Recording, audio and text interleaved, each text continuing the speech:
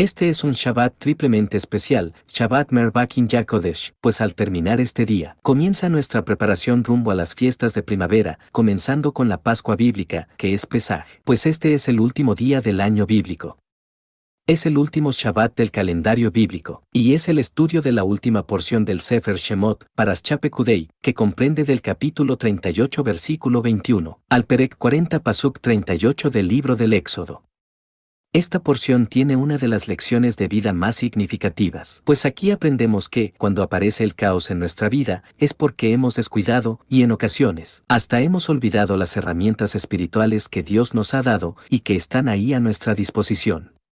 Los temas que toca Parashá Pekudei, básicamente son la unción del tabernáculo ya terminado, y el ungimiento de Aarón y sus hijos para ejercer el sacerdocio. Moisés hace un recuento de las donaciones de oro, plata y cobre que el pueblo dio en abundancia. Bezalel, Aholiab y sus asistentes construyen el tabernáculo y confeccionan las vestiduras sacerdotales.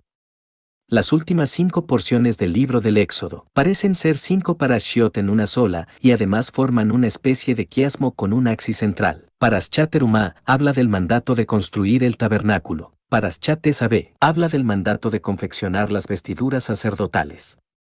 Parashá Kitizá habla del pecado del becerro de oro. Parashá Vayakhel prácticamente es una repetición de Terumá. Parashá Pekudei prácticamente es una repetición de Tesabé. La diferencia estriba que, en las primeras dos se habla de la orden, y en las últimas dos se habla de la ejecución, quedando en el centro el pecado del becerro de oro. El término que le da nombre a esta porción es Pekudei, palabra hebrea 6485 del diccionario Strong, que además de contar y cobrar, también significa visitar para cuidar. Entonces podemos entrar en la mente de Dios y comprender cuando dice, Éxodo 25:8, y harán un santuario para mí y habitaré en medio de ellos. Pero bajo el principio que hemos visto, podemos comprender que lo que está en el pensamiento de Dios es, me harán una morada porque los visitaré para cuidar de ellos. Con esto también podemos comprender cómo el Mesías, al ver la ciudad de Jerusalén llora y dice lo siguiente, Lucas 19:41 al 44, y cuando llegó cerca de la ciudad, al verla, lloró sobre ella, diciendo, oh, si también tú conocieses, a lo menos en este tu día, lo que es para tu paz, mas ahora está encubierto de tus ojos.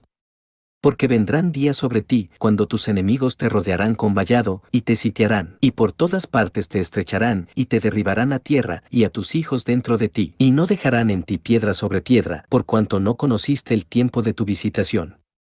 Cuando el Mesías llega a Jerusalén, ve la ciudad desde lo alto del Monte de los Olivos, pero concentra su mirada en un sitio específico, el templo. Por eso es que estando justo en el templo, repite la misma sentencia. Mateo 24:1-2. Cuando Jesús salió del templo y se iba, se acercaron sus discípulos para mostrarle los edificios del templo. Respondiendo él, les dijo, ¿veis todo esto? De cierto os digo, que no quedará aquí piedra sobre piedra, que no sea derribada.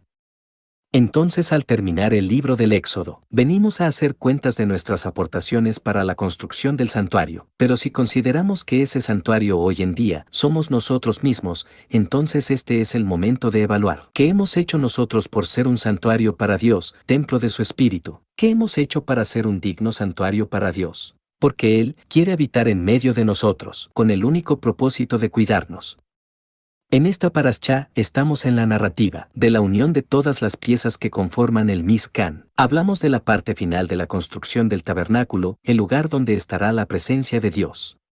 Si bien Itamar, hijo de Aarón, es el que dirige la obra en general, tenemos que Bezalel es el orfebre encargado de realizar el mobiliario, equipo y utensilios de la tienda de Dios. Esto es muy importante, porque el trabajo de Bezalel se distingue por hacer algo que, salvo el Mesías, ningún otro personaje de la Biblia fue capaz de hacer. El gran mérito de Bezalel no solo se limita a seguir los planos de lo que tenía que hacer. Bezalel se preocupó por entender y comprender el por qué era cada uno de los objetos del equipo, mobiliario y utensilios de esta obra, y esto llevó a que Bezalel tuviera la revelación de cómo Dios formó al mundo y que es la muestra máxima de cómo Dios actúa. Existen dos aspectos principales en el estudio de la Biblia. Por un lado, tenemos la Torá, que es la que nos da las instrucciones para conectarnos con Dios y vivir bajo su protección y sus cuidados, recibiendo su luz y sus bendiciones en nuestra vida. El resto de la Biblia nos muestra el uso de esas instrucciones como herramientas de poder para transformar lo que esté sucediendo en nuestra vida. La Biblia nos muestra a dos maestros. Moisés, el que le transmite al pueblo las instrucciones de Dios, y les dice cómo llevarlas a cabo. Moisés nos da el conocimiento, y por eso se le conoce como Moshe Rabbeinu, Moisés nuestro rabino. El Mesías es el que nos da la experiencia, nos muestra cómo utilizar el conocimiento que aprendimos con Moisés y nos guía para llevarlo a la práctica, de acuerdo a las circunstancias de nuestra vida. Por eso le llamaban Rabí, el rabino de Galilea. Por eso las máximas a seguir con estos dos maestros son: hagan todo lo que Moisés dice que hagan, y ser imitadores de Cristo. En la cátedra de Moisés se sientan los escribas y los fariseos. Así que, todo lo que os digan que guardéis, guardadlo y hacedlo, mas no hagáis conforme a sus obras, porque dicen y no hacen. Hechos 15, 19 al 21, por lo cual yo juzgo, que no se inquiete a los gentiles que se convierten a Dios, sino que se les escriba, que se aparten de las contaminaciones de los ídolos, de fornicación, de ahogado y de sangre. Porque Moisés desde tiempos antiguos tiene en cada ciudad quien lo predique en las sinagogas, donde es leído cada día de reposo. Juan 13, 13 al 15. Vosotros me llamáis maestro y señor, y decís bien, porque lo soy. Pues si yo, el señor y el maestro, he lavado vuestros pies, vosotros también debéis lavaros los pies los unos a los otros, porque ejemplo os he dado, para que como yo os he hecho, vosotros también hagáis. Juan 15, 9 al 11. Como el Padre me ha amado, así también yo os he amado, permaneced en mi amor. Si guardareis mis mandamientos, permaneceréis en mi amor, así como yo he guardado los mandamientos de mi Padre, y permanezco en su amor. Estas cosas os he hablado, para que mi gozo esté en vosotros, y vuestro gozo sea cumplido. Aquí podemos darnos cuenta claramente que el conocimiento que adquirimos de Moisés no viene a ser desplazado por el conocimiento del Mesías, sino que el Mesías viene a mostrar la parte práctica de la ley de Moisés. Pero luego en la Biblia aparecen frases que parecen contrastar entre el Mesías y Moisés cuando vemos al Mesías decir cosas como: oíste que fue dicho. Mas yo os digo, de ninguna manera y bajo ningún concepto, el Mesías está quitando o modificando el mandamiento. Lo que está haciendo es mostrar cómo se debe de aplicar en la práctica ese mandamiento.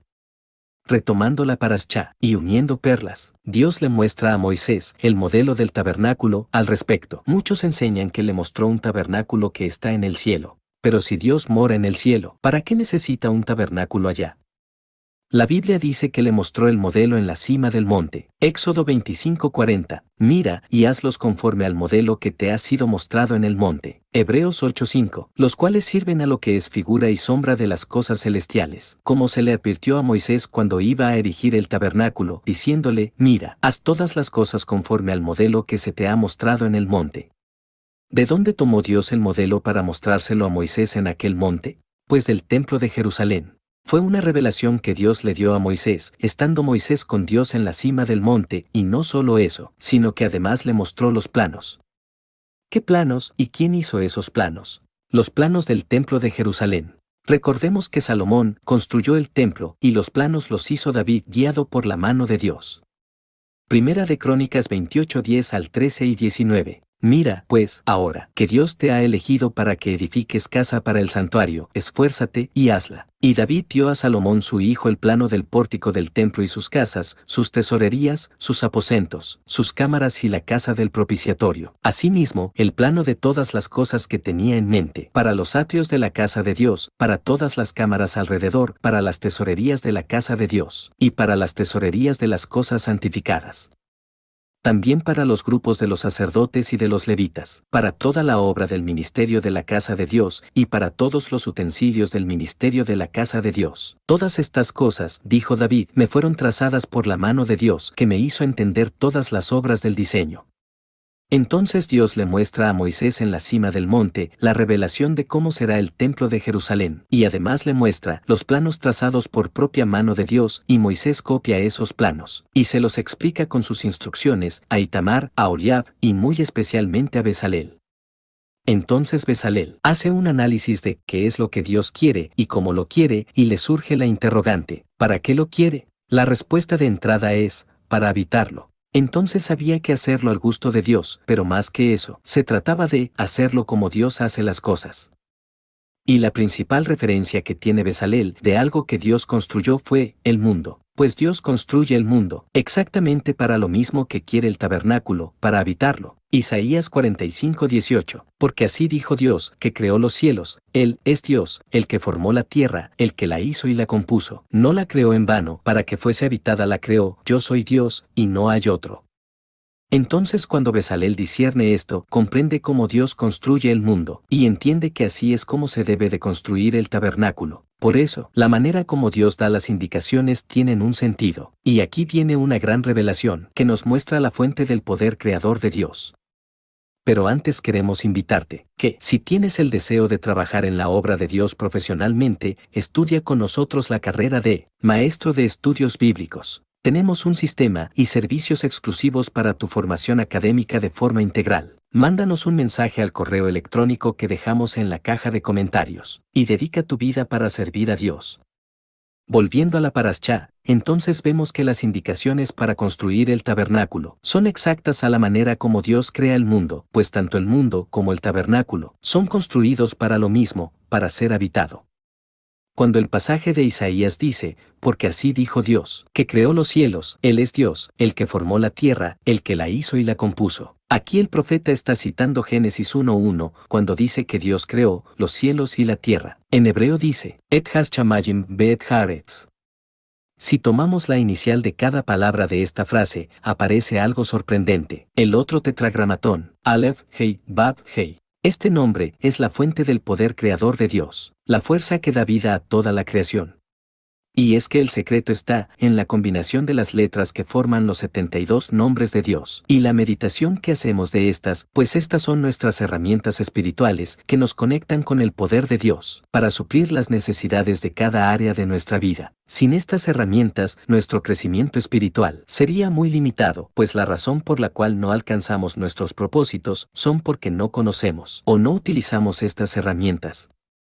Este es el tipo de herramientas que Dios nos da, y con esto se revela otro misterio. Oseas 4:6. Mi pueblo fue destruido, porque le faltó conocimiento. Por cuanto desechaste el conocimiento, yo te echaré del sacerdocio, y porque olvidaste la ley de tu Dios, también yo me olvidaré de tus hijos. En la cultura bíblica, conocer es usar. Todo lo que Dios nos enseña es para que lo usemos.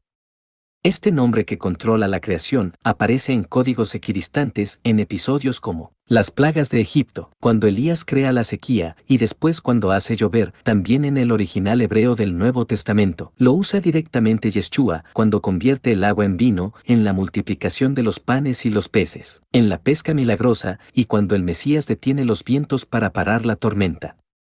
Cuando entendemos el misterio que hay en los nombres de Dios y el poder de la oración y meditación en sus letras, podemos comenzar a tener un crecimiento espiritual motivado por la fuerza del poder que creó la eternidad en la naturaleza, y así despertar nuestro deseo y capacidad para usarlos, y conectarnos con la fuerza y poder que hay detrás de la creación, y ser así el tabernáculo de ese poder. Porque así lo demuestra Dios en su palabra. Y en su palabra está su presencia. Shabbat Shalom.